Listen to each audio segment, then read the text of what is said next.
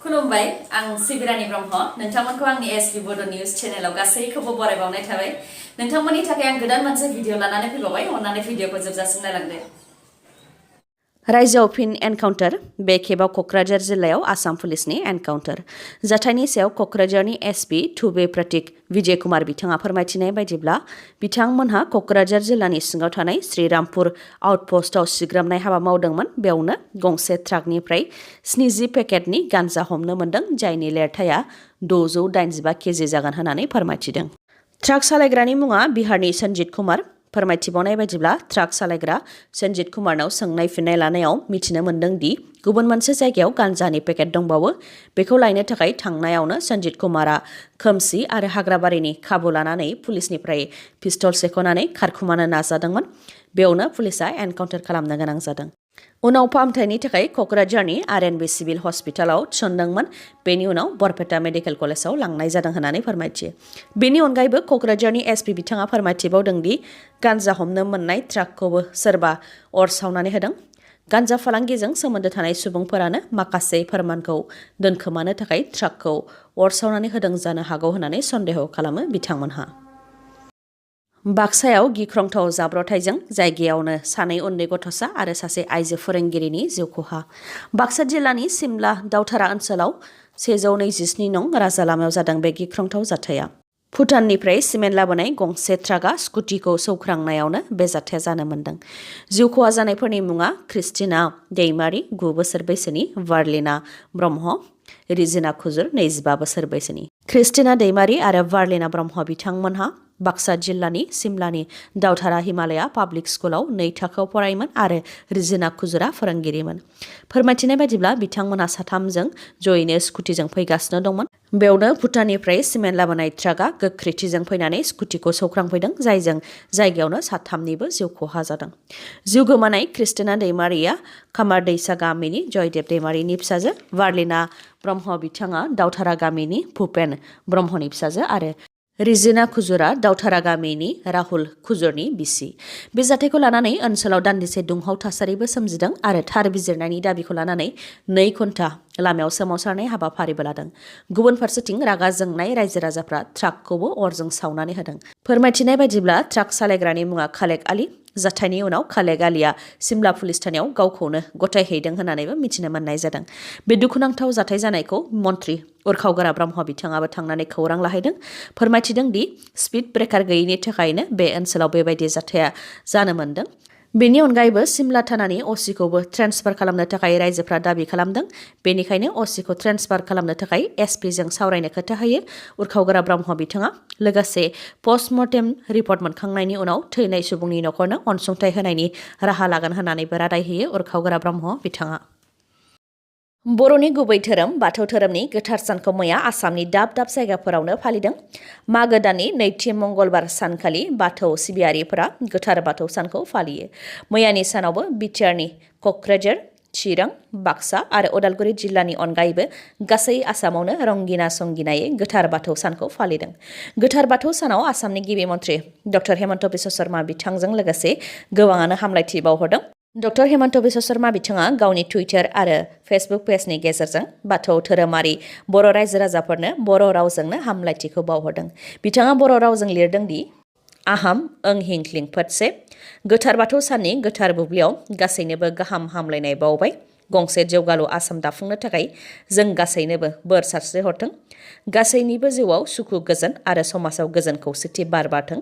आफा बोराइ बाथौनि सेराव आं आरज गाबबाय दहाय बोराइ बाथौ दिनै 26 जानुवारि सुबुंखान्थि सान आरो गाबोन अखानायैब्लानो अदेबानि 27 जानुवारियाव बिटिआर गोरोबथाया 2 बोसोर आबुं जासिगोन जायनाखि बिटिआर गोरोबथाया 2 बोसोर आबुं जासिगोन बेनिखायनो 2 बोसोराव बिटिआर गोरोबथानि बबे दफाफोरा मावफुंजादों आरो बबे दफाफोरा दासिमबो मावफुंजायाखै बेखौ लानानै दिपेन बर' बिथांनि खौरांगिरि मेल लोगोसे बिटिआर गोरोबथानि मावफुंजायै दफाफोरखौ लानानै बिथाङा आसाम सरकार आरो भारत सरकारनिसिमबो दाबि दैखांदों बिटिआर गोरोबथानि दफाफोर जायफोर दासिमाव मावफुंजाबाय बेनि सायाव दिपेन बर' बिथाङा फोरमायथिदों दि बिटिएडि मुंखौ बिटिआर खालामनाय बर' रावखौ आसामनि लोगो सोरखारि राव खालामनाय बिकेडब्लिउएसि दाफुंनाय बर' बिजोंजों सोलोंथाइ होनायखौ नायनो थाखाय directorate of Bodo' medium and आदार ट्राइबेल लेंगुवेजेस गायसननाय, DIG पस्टिं होनाय, डिसिखौ बिटिआर एडमिनिस्ट्रेटिभ कन्ट्रलाव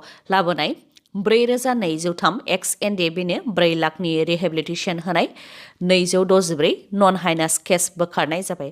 गुबुन फारसेथिं बिटिआर गोरोबथानि गुबै दफा जायफोर दासिमबो मावफुंजायाखै बेफोर जाबाय बिटिआरनि गामि दाजाबनाय आरो दानख'नाय। एनडिएबिनि गोबां दैदेनगिरि आरो मावथिफोरा दासिमबो जोबथेसालियावनो दङ, जायनाखि बिटिआर गोरोबथायाव गोजोन गोरोबथा लिरनाय दङ। बेनिखायनो मानगोनां रन्जन दैमारि बिथांजों लोगोसे गासैबो एक्स एनडिएबिनि सोद्रोमाफोर जायफोर दासिमबो जोबथेसालियाव दङ बिथांमोनहा गासैबो उदां अख्राङाव फैनो मोननांगौ। बेनि थाखाय आसाम सरकार आरो भारत सरकारनिसिम दाबि दैखांदों दिपेन बर'आ। लोगोसे बुंथिदों दि बिथांमोननि हेंथा केस थानो हागौ। केसआ लासै लासै बोखार जाबाय थागोन। बेयाव आयेन आरो जुडिशियेल मेटार थानो हागौ, नाथाय उदां अख्राङाव थाबैनो लाबोनायनि राहा लानांगौ होननानै सरकारनिसिम दाबि दैखाङो। बेनि अनगायैबो गोबां एक्स एनडिएबि बिथांमोनानो हाइनास आरो नन हाइनासनि केस दङ। बिथांमोनाव दिनैसिमबो वारेन्ट आरो नटिस फैयो। बेनि थाखाय बिटिआर गोरोबथानि दफाखौ मावफुंनायनि मिटिंफोराव गोबां खेब सरकारखौ बुंबोदों, नाथाय अफिस लेभेलनि मिसकमिउनिकेसननि थाखायनो नटिस आरो वारेन्टआ दिनैसिमबो फैबाय थायो। जाहाथे बेबायदि वारेन्ट आरो नटिस फैबावा बेनि थाखायबो सरकारखौ खावलायगोन होननानै फोरमायथियो। लोगोसे आद्रा थानाय एक्स एनडिएबिफोरनो होनो गोनां रिहेबिलिटेसनखौ थाबैनो होनो थाखाय मुंख्लं नखरफोरनो मोननो गोनां रांखौ फैगौ फेब्रुवारि दानाव आसाम सरकारनि जि रांबावजा जथुम्मा जागोन बेनि गेजेरजों होनो थाखाय दाबि दैखांदों। बिटिआर गोरोबथानि गेजेरजों 10,000नि गोबां बर' लाइमोनफोरखौ पेरामिलिटारि आरो डिफेन्सआव थिसननायनि खोथा दङ, नाथाय बेखौ आसाम सरकार आरो भारत सरकारा दासिमबो मावाखै। जाहाथे बेफोर खामानिखौ थाबैनो मावफुङो बेनि थाखाय आसाम सरकार आरो भारत सरकारनिसिम दाबि दैखांगोन होननानैबो बुंथिबावो दिपेन बर' बिथाङा।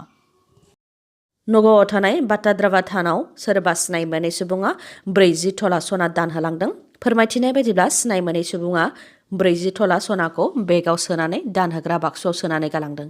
बिथाङा गावनि मुं आरो थंनि सोमोन्दै जेबो मिथिहोआखै, नाथाय सनाजों लोगोसे गांसे लाइजाम लिरनानै गालांदों। लाइजामनि गेजेरजों दान होनाय 40 तलानि सनाखौ श्रीमन्त शंकरदेबनि कीर्तन घराव सिंहासन बानायनायाव बाहायनो थाखाय खावलायदों। फोरमायथिनाय बायदिब्ला बाटाद्रावा थानाव थानाय दान होग्रा बाक्सुखौ बिथांमोनहा बोसोरफ्रोमबो बेखेवनानै नायो। बेयावनो बिस्किट महरनि सनाखौ मोननो हादों। मख'नो गोनांदि नगावआव थानाय बाटाद्रावा थानखौ श्रीमन्त शंकरदेबानो लुदोंमोन आरो बे बाटाद्रावा थानावनो गिबिसिन कीर्तन घरखौ 1468 मायथाइयाव श्रीमन्त शंकरदेबा लुदोंमोन।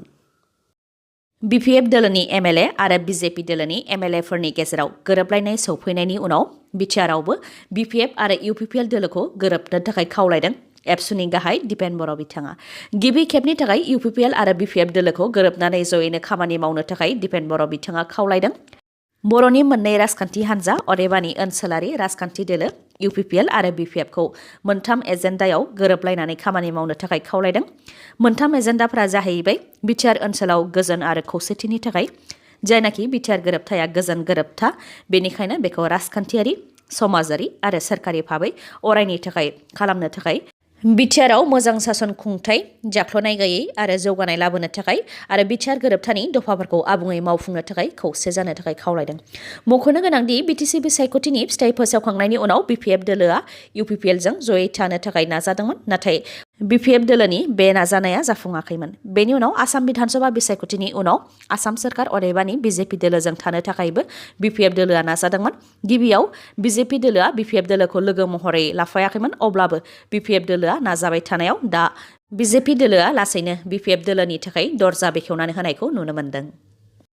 थांनाय 2021 मे दाननिफ्राय दासिम रायजोआव सा 80नि गोबां सुबुंफोरा एनकाउन्टार खालामजाबाय। सा 80नि गोबां एनकाउन्टार खालामजानायनि मादाव सा 28आ जिउ खोमानो गोनां जादों। बेखौ लानानै दिल्लीनि लयार आरिफ जावेददार बिथां, जाय गुबैयै आसामनि, बिथाङा गुवाहाटी हाइकर्टआव PIL फाइल खालामदोंमोन। बिथाङा PIL फाइलाव लिरदों दि आसामाव जानाय एनकाउन्टारफोरा नंखाय, बेनिखायनो जाहाथे गुवाहाटी हाइकर्टनिफ्राय FIR रेजिस्टार खालामनो बिथोन मोनो, बेनि थाखायनो PIL फाइल खालामदोंमोन आरो गुवाहाटी हाइकर्टआ आसामाव जानाय एनकाउन्टारनि सायाव एफिडेभिट जमा होनो थाखाय आसाम सरकारखौ बिथोन होदोंमोन आरो बेनि थाखाय 2 सप्ता सम होदोंमोन। दा आसाम सरकारा आसामाव जानाय एनकाउन्टारनि सायाव एफिडेभिट जमा होनायनि सानखौ गुवाहाटी हाइकर्टआव आरोबाव 10 सान बिबावदों।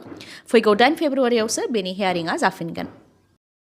आसामाव जिब जुनार आरो सुबुंनि गेजेराव दावहाया बांनायनिफ्राय बांदों जायनि थाखाय सुबुं आरो जिब जुनारफोरनि थैनायनि अनजिमायाबो बांनायनिफ्राय बांदों आरो बेफोर गासैबो हाग्रा ओनसोलखौ सिफायनायनि थाखायनो जानो मोन्दों होननानै हाग्रा बिफाना फोरमायथिदों। प्रिन्सिपाल चिफ कनजारभेटर अफ फरेस्टनि मोनसे डाटानि बायदिब्ला 2021-22 आव दासिम गासै सा 179 सुबुंफोरा जिब जुनारनि गाग्लोबनायजों थैनो गोनां जादों आरो सा 84 सुबुंफोरा जोखोम जानो गोनां जादों। बेनि मादाव कामरुप जिल्लायावनो सा 16नि जिउ खहा जानो गोनां जादों आरो सा 6आ जोखोम जादों। जायफोर बिथांमोनहा जिब जुनारनि गाग्लोबनायजों जिउ खहा जादों बिथांमोननि नखरनो आसाम सरकारा बे बोसोराव 7 कौटि रां अनसुंथाइ होदों होननानैबो फोरमायथियो। आसामाव मैया सानसेयाव 4189 नि देहायाव कभिड-19 पजिटिभ मोननाय जादों। मैया सानसेयाव 43,587 नि देहायाव कभिड-19 टेस्ट खालामनाय जादोंमोन। बेनि मादाव 4189 नि देहायाव कभिड-19 पजिटिभ मोननाय जादों। बेनि मादाव 998आनो कामरुप मेट्र'निफ्राय। मैया सानसेयाव सा 19 नि जिउ खहा जादों आरो पजिटिभिटि रेटआ 9.61%। दिनैनि भिडिअ'आ एसेनोसै। गाबोन आरो गोदान भिडिअ'जों लोगो मोनफिनबावगोन। नोंथाङा दासिमबो आंनि चेनेलखौ साबस्क्राइब खालामाखैबा अन्नानै साबस्क्राइब खालामदो लोगोसे लाइक, कमेन्ट आरो शेयार खालामनो दाबाव। गोजोन्थों।